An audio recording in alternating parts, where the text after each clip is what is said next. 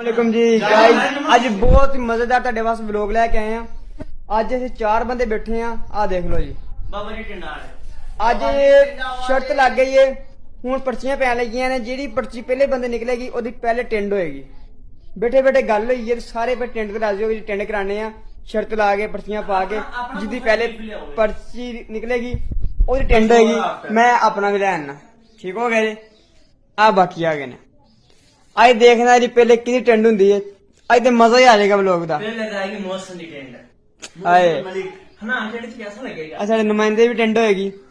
आज मजा आएगा तेन व्लॉग देखने का भी। जी पर्चियां पैन लग गई ने चेक करो मुंडा आया बाहरों ये हाथ पर्चियां पवान लगे ने। चलो भाई आ पर्चियां पै गई ने। जी पर्ची जिन्होंने नंबर आया पहली बारी ओदी होएगी। ओ यस